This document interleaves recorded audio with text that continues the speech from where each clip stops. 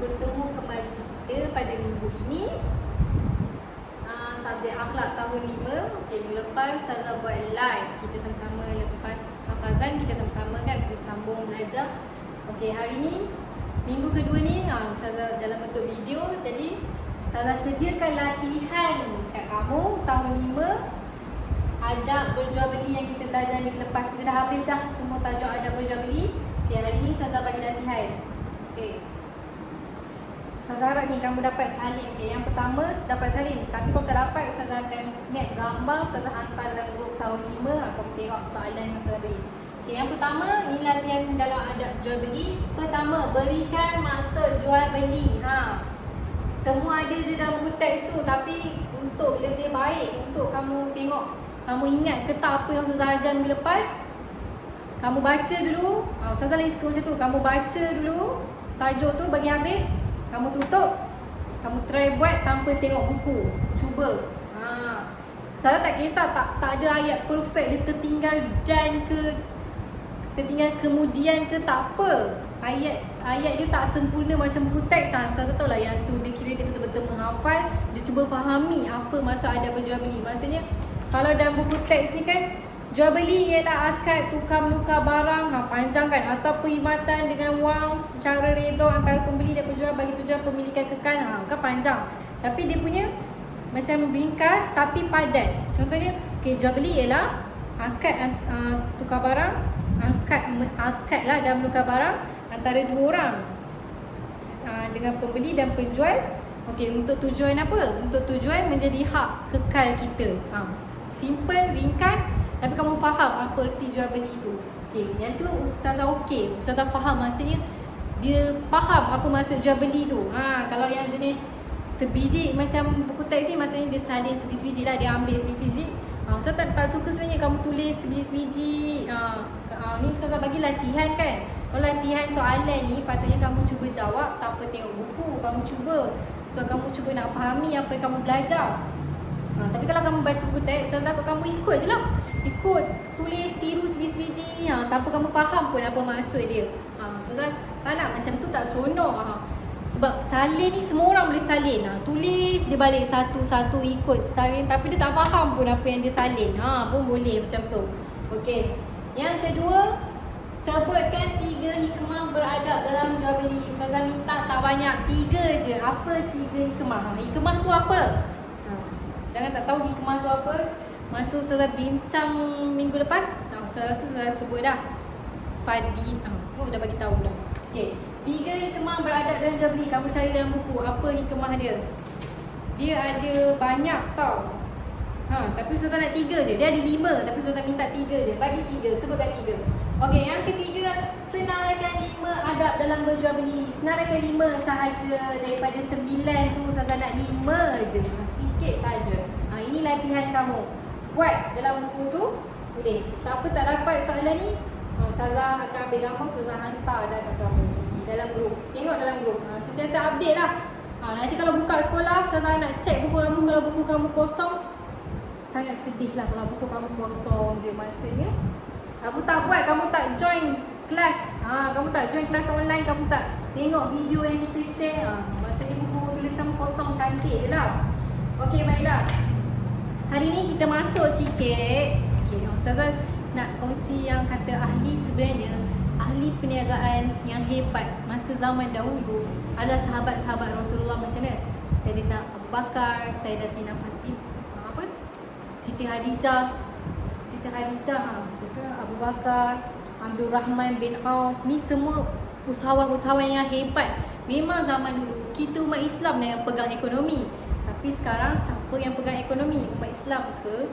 Sedih sikit kan. Sekarang orang Cina yang banyak terokai, orang Cina yang banyak kuasai kita punya ekonomi.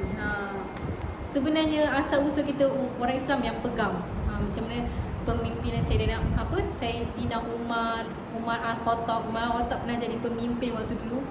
Memang kaya raya sangat-sangat. Sama lah seperti Abdul Rahman bin Auf. Harta mereka tak boleh cakap memang terlampau kaya. Terlampau banyak lah. Memang dulu orang Islam yang pegang ekonomi. Kita guna dinar, emas, mata wang besar-besar. Memang orang Islam yang pegang ekonomi. Okey. Tapi kalau kita perasan kat Malaysia, siapa yang monopoli ekonomi? Jatuh kepada orang Cina. Mana pergi orang Melayu, mana pergi orang Islam, semua pergi mana? Okey, dah sampai situ saja untuk tajuk jual beli. Saya nak masuk tajuk kita pelajaran yang kedua. Jangan lupa latihan ni kena buat jugalah walaupun dah masuk pelajaran yang kedua. Jangan lupakan yang pertama. Okey, pelajaran yang kedua, adab dalam majlis. Okey, apa yang kamu akan dapat akhir pembelajaran kamu adab dalam majlis ini? Okey, yang pertama kamu boleh tengok letak tu. Bila kamu belajar pasal adab dalam majlis ni, kamu akan dapat tahu apa pengertian majlis. Majlis tu apa? Kau faham? Tahu tak majlis tu apa? Okey, yang kedua kamu dapat senaraikan, kamu dapat tahu adab-adab dalam majlis. Yang ketiga, kamu dapat tahu dalil adab dalam majlis. Yang keempat, dapat tahu apa yang hikmah kamu dapat bila kamu beradab semasa atau dalam ketika dalam satu majlis. Apa hikmah yang kamu dapat kalau kamu beradab? Okey. Sebab dalam majlis ni, baya-baya kamu ni, umur baya-baya baru nak membesar ni, selalu tak jaga sangat adab ketika dalam majlis orang ni. Ketika dalam sesebuah majlis, mana adab? Ramai yang tak jaga adab ni. Tak kisahlah dari segi mana. Dari segi adab kamu makan ke, dari segi adab kamu sembang dengan kawan ke. Kamu datang kenduri, kamu yang macam buat konsert kat kenduri tu, suara kamu kuat daripada suara orang lain semua. Kamu menjerit-jerit, kamu boleh lari, lari, main lumba lari lagi kat dalam majlis orang. Okey, kita tengok sama-sama. Seterusnya, kamu dapat tahu apa hikmah kelebihan kalau kamu beradab. Okey, dah tadi. Lepas tu dapat tahu perkara-perkara yang dilarang. Kita tengok sama-sama apa yang nanti dilarang masa dalam majlis nanti. Okey, apa yang kita tak boleh buat dalam majlis. Dan akhir sekali, apa akibat kalau kamu tak beradab dalam sesuatu majlis. Okey, yang tu yang kamu akan dapat tahu lepas kita belajar semua pasal adab dalam majlis. Itu dia nak tekankan. Okey, jom kita tengok sama-sama hari ni pengertian kita dan adab ketika dalam majlis.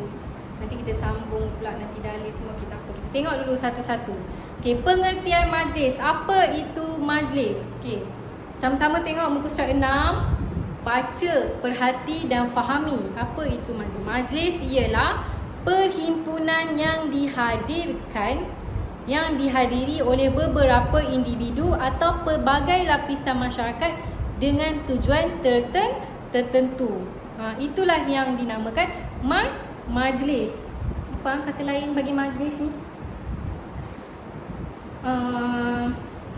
Majlis ni kumpul, program. Betul, majlis ni boleh jadi program.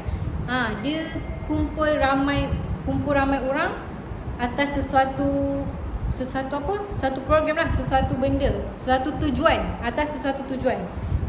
Itulah majlis atau program. Boleh dikenali sebagai, boleh juga majlis ni digantikan dengan program kan. Ialah perhimpunan. Kita akan berhimpun, akan berkumpul ramai-ramai yang dihadiri oleh beberapa individu lah. Semestinya majlis ni kebiasaannya lebih daripada 3 orang. Itu yang boleh dinamakan majlis untuk kan, majlis tu. Okey, beberapa individu atau pelbagai lapisan masyarakat dengan tujuan tertentu. Tak adanya datang majlis ni tak ada tujuan. Bukan, selalunya setiap program yang ada, setiap majlis yang wujud ni atas sesuatu tujuan tertentu. Mesti ada sebab tertentu, sebab berlangsungnya majlis tu, sebab adanya program tu, sebab ada tujuan tertentu. Tak kisahlah majlis perpisahan ke, majlis apa lagi, majlis penyampaian hadiah peringkat kecemerlangan, semualah. Majlis apa lagi, majlis kenduri kendara, tu pun majlis juga. Majlis apa lagi, macam-macam lah. Semuanya ada tujuan lah, tujuan tertentu. Majlis kenduri kendara tu apa? Kenduri sebab perkahwinan boleh jadi, kenduri cukur jambul boleh jadi, sambut baby kan, baru lahir, macam-macam boleh jadi. Semua majlis ni atas satu tujuan. Perhimpunan orang ramai atau individu, sesuatu individu atau sesuatu lapisan masyarakat atas tujuan tertentu. Okey, itulah majlis. Okey, kita tengok adab-adab dalam majlis. Apa adab-adab dalam majlis? Okey, baca. Yang pertama, memberi salam dan berjabat tangan. Okey, bila kita datang satu majlis tu, kita jumpa tuan rumah ke, jumpa orang yang kita kenal lah. Selalu kan dalam satu majlis dan satu program ni, mesti kita akan jumpa dengan orang yang kita kenal jugalah. Yelah, kalau tak macam mana kita boleh dijemput dalam majlis tu? Awak tak dijemput, tiba awak muncul, siapa yang jemput awak? Kecuali awak salah rumah kenduri ke apa ke, kamu tak kenal orang kat situ. Sebab apa? Kita ni bukan dijemput, kita salah datang undangan. Orang undangan kita tersalah tempat. Dalam satu majlis ni mesti kita akan temu orang yang kita kenal. Okey.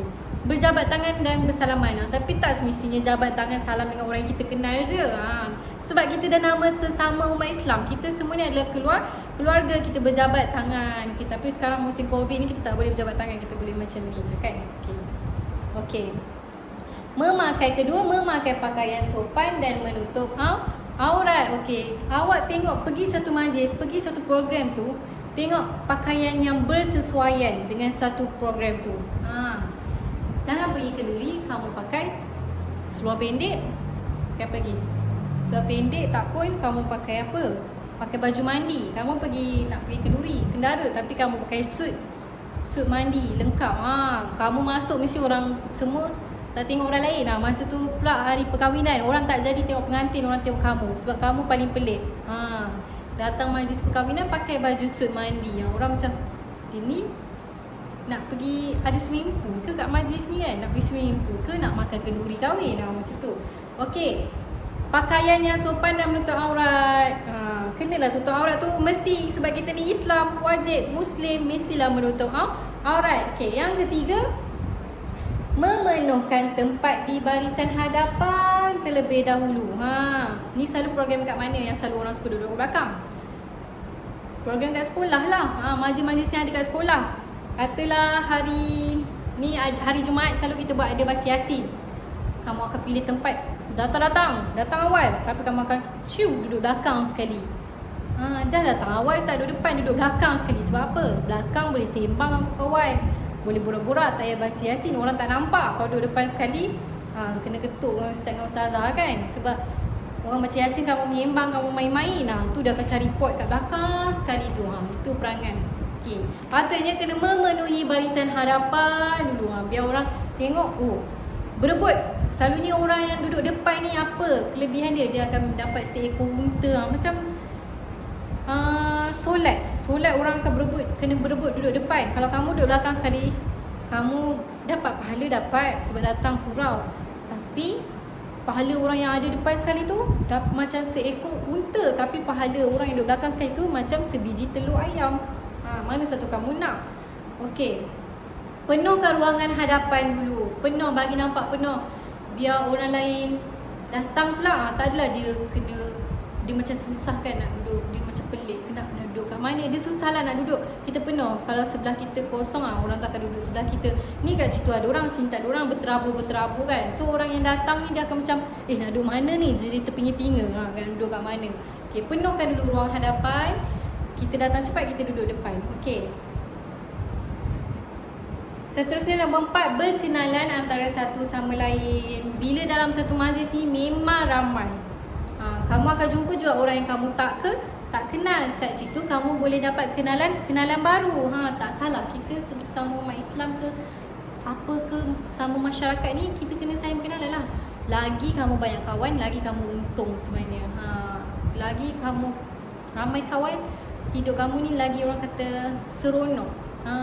Kita hidup sendiri-sendiri ni sebenarnya tak best sangat. Dia seronok lagi berkawan. Kat mana kita pergi, kita boleh jumpa kawan tu. Kita kawan ni duduk kat negeri Perak, sini duduk kat Terengganu, sini duduk kat Kelantan, dia ni duduk kat Negeri Sembilan, Johor, semua kawan kita boleh jumpa, boleh ada. Seronok. Kita pergi mana-mana negeri, ada kawan kita. Seronok sebenarnya mencipta kawan ramai ni, berkenalan dengan orang ramai ni. Sebab apa? Lain orang, lain ragam, lain perangai, lain hebat dia. Semua orang ada kelebihan masing-masing kan. Bila keliling kita banyak kawan, kita dapat korek kelebihan dia kat sini. Kita boleh belajar daripada benda satu ni dekat dia, kat sini. Kelebihan dia ni pula pandai. Kalau kamu sekolah, dia ni pandai sains, dia ni pandai matematik, dia ni pandai BI. Kamu ni ada kawan macam ni pandai mana, kamu boleh belajar. Boleh dapat dekat dia ni, tak tahu matematik boleh belajar dengan dia ni, tak tahu sains boleh. Itulah banyak kelebihan kita dapat bila kita ada kenalan yang ramai. Seterusnya nombor 5, memberi tempat duduk kepada orang yang baru sampai. Orang yang baru sampai ni, kita dahulukanlah dia dulu sebab dia sampai dulu. Dia dah lama sampai. Awak sampai lambat, pak pergi terus duduk kat tempat depan tempat orang tu. Patutnya orang tu dapat duduk tempat. Waktu tu dia sampai dulu, dia lah kena dapat dulu. Sebab dia mungkin dia perjalanan dia dah lama. Dia nak sampai, macam tak fair kan. Katalah rumah dia jauh, dia gerak daripada subuh tadi tu nak sampai kat situ. Tapi kamu yang rumah dekat ni, kamu gerak lambat. Tapi orang yang jauh tu dia sampai dulu. Tapi kamu pergi ambil tempat dia. Dia nak duduk kat situ, kamu dah ambil tempat dia. Tak adil macam tu. Sebab kita tak tahu dia dah gerak daripada mana, dia datang daripada mana, jauh mana. Dia usaha untuk sampai. Dia sampai dulu, tapi kamu pergi ambil tempat dia, pergi rebut tempat dia. Apa perasaan dia? Mesti dia akan rasa macam sedih sikit. Dia akan rasa marah kat kamu sikit. Datang perasaan-perasaan macam tu dah tak best dah. Macam kita nak berkenalan. Sebab dari awal perjumpaan kita dah ada bagi orang kecil hati, keras hati dan negatif. Susahlah kita. Okey. Seterusnya, menjaga pandangan dan memberi perhatian dalam majlis. Dengar. Jaga pandangan, bagi perhatian. Ni kakak-kakak, abang-abang ni dalam majlis ni yang perempuan duk syol-syol, lelaki handsome ni duk sembang pasal nama Ahmad. Ahmad handsome ni, Ahmad. Yang lelaki pula duk cari mata, duk menilau. Tengok perempuan ni comel ni, dia tu dia cantik je tu. Duk cari mata, duk menilau. Tak jaga pandangan. Patutnya dalam majlis kamu pandang depan je. Tengok siapa yang bercakap kat depan tu dalam majlis tu. Apa tujuan majlis tu semua. Kamu kena dapat input masa majlis tu lah. Rugi kalau kamu datang sebab majlis tu kamu tak dapat apa pun. Sebab mata kamu meliar, kamu tak fokus pun, tak bagi perhatian pun. Kamu datang sebab sekiranya kamu datang dengan tujuan yang salah lah.